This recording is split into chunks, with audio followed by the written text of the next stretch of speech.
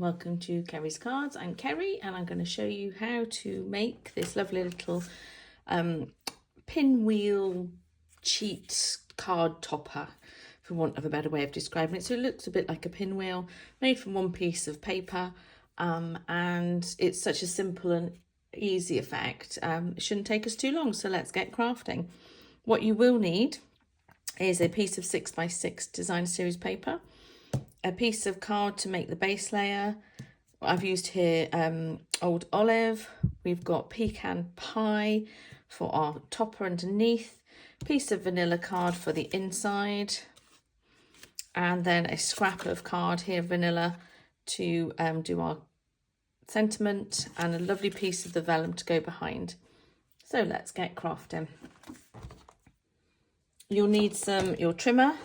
We will need a die cutting machine, but if you don't have one, you could easily cut these out of card like normal without the embellished elements. I've used the postage stamp dies that are here, but again, that's quite straightforward to do. So let's get our base card ready. Now my base card is already almost cut, so base cards are 5 3/4. And then I twist it round, score up 4 inches, fold it in half, turn it round, and then cut off that extra little bit that's there.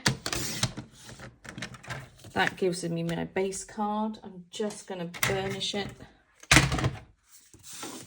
to make sure that it's nice and flat.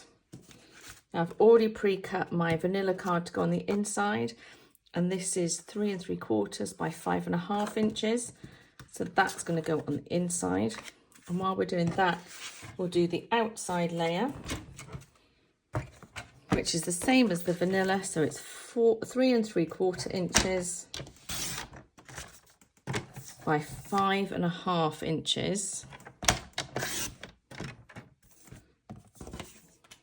Now on this card, you can see I've got some texture behind it, just to give it a little bit of oomph, and I've used an old wood grain die there. Sorry, a dry embossing folder, but you don't have to do that. You can just pop it down as a plain layer there. I won't emboss it at the moment, we'll make a decision later. So that's those 3 layers for the cards done. So let's now move on to our designer series paper.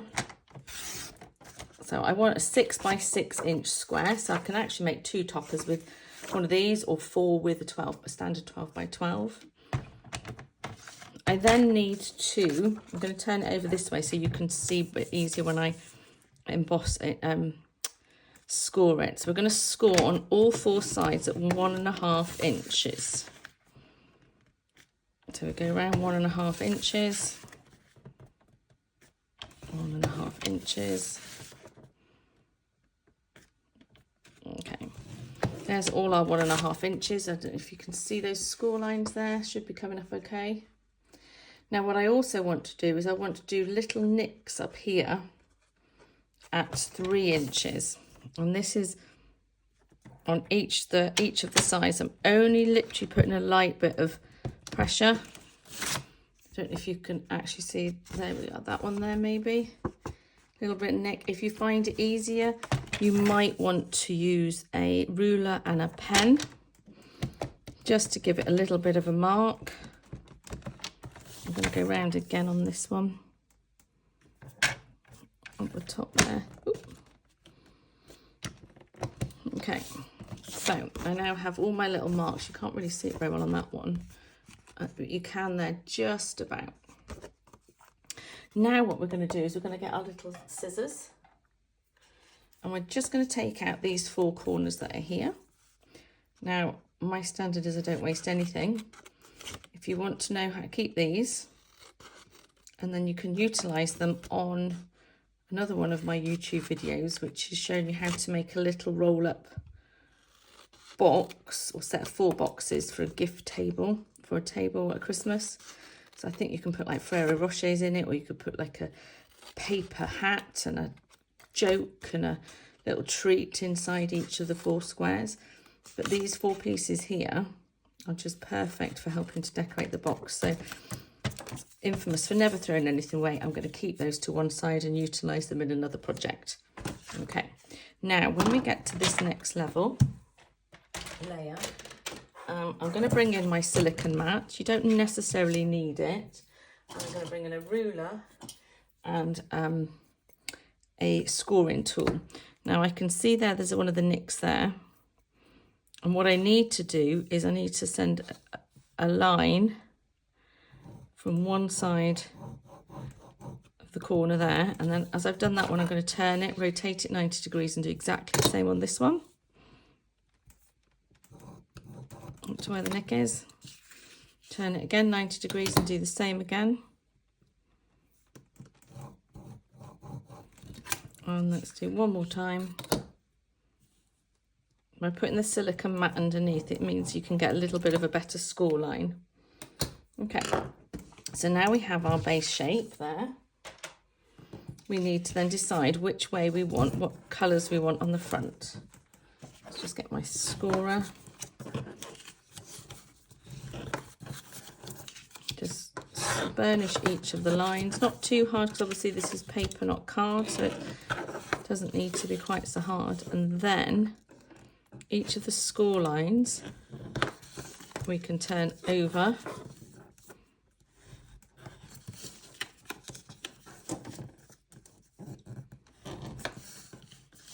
and the last one. So that's what your base layer looks like.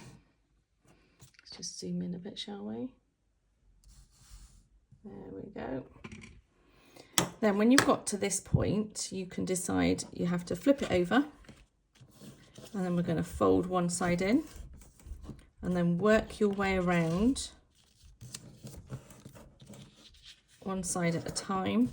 And then the last one we fold over, but obviously it just goes over that bit there. So we're just going to tuck it in. I want to lift it up and tuck that one in underneath. And there you have a really nice, quick and easy pinwheel card topper. If you want to pop that one there. So it's nice and simple and straightforward. There we are. Now let's get this card finished, shall we? Let's zoom back out a little bit. Ooh, there we are. Don't make you too dizzy. I'm going to run this one through the embossing folder that's just outside of camera view because it's too big to go through my mini. So just bear with me.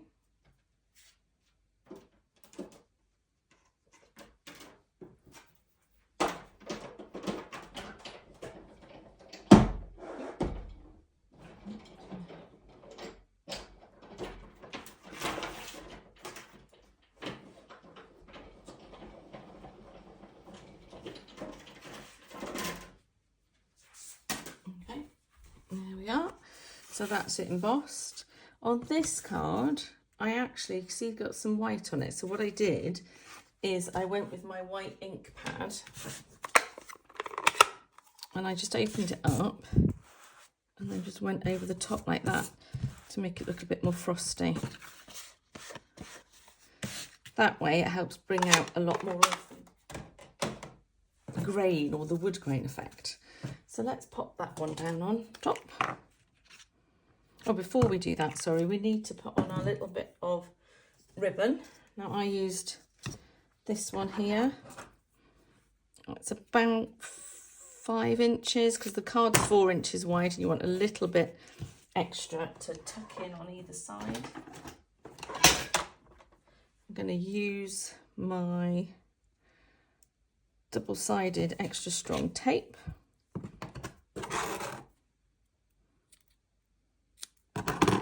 A little bit on the back where I want the ribbon to adhere to. I don't know about you, but I find these red bits just stick to everything once you've taken them off. So I'll try and get them in the bin. Make sure that's symmetrical, so you've got an equal side of glue. Fold it over. Stick that down, so that's the front layer done. Now let's pop the glue on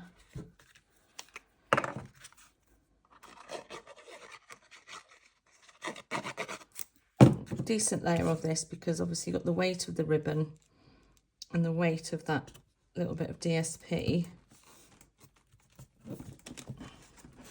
Now I'm going to just use glue to adhere this as well.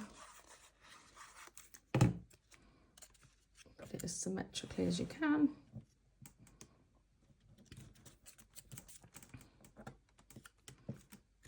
Hold it all down. There we are. Now whilst that's drying, let's run this through and make our little toppers that we've got there. So this is using some of the nice vellum from the new Christmas online exclusives that Stampin' Up! Have. We're going to use the bigger one for the back. So let's just cut that so it'll fit.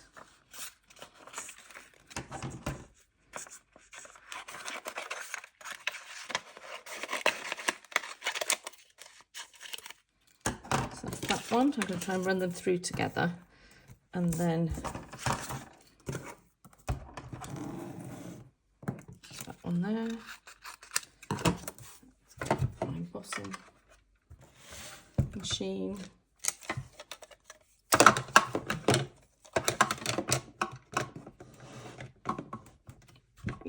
Just so you can see what I'm doing.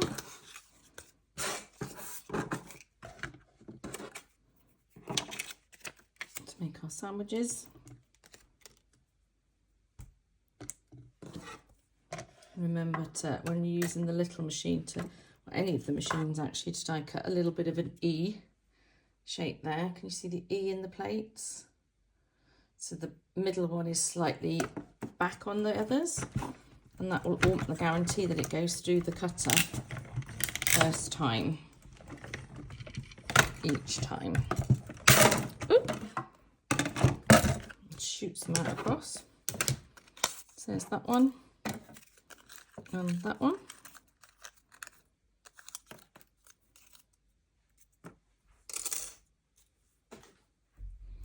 Move this out of the way. A bit more space. Now we can use this season's greetings of season, and I'll just use a very quick Merry Christmas. I'll try and line them up like that, and then I'm going to use Mossy Meadow. Now you could stamp this first on the paper, on the card, and then die cut it out. Depends how brave you're feeling. And then because we're vellum now, we need to make sure that when we adhere these together, we, because you can see the glue behind the vellum normally. So I'm just going to use a little piece of seal, stamp that together there. But now, because we've got this in front of it, we can use this bit here. You can see there that I've put the glue on the vanilla section, so you won't see it on the bit that's overlaying. And then just put that down there, and there we have. Well, let's not forget to do our inside as well.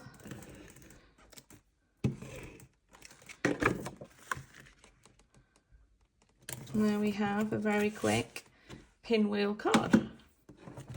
2 different types, and if you really wanted to, you could put a secret message inside so people can open and find it, because it's really quick and straightforward to rebuild the card and pop it back together again. It just tucks underneath like that. There we go. So thanks for watching. Hope you enjoy having a go yourself. And there's lots of different options that you can use to make this come out in different ways, because obviously we've used Christmas paper here, but you might like to use different ones. If you watch the rest of the video, there's some other examples of cards that I've made using the same process. Don't forget to keep these 4 little pieces of card here, or DSP here, and then find my next video that shows you how to turn them into a Christmas box that looks like this one here. So you can see here, these are the 4 little pieces of card or DSP, and this is the box that opens up. So go on, find that next video and have a go at making one for yourself. All right, thanks for watching. Take care. Bye.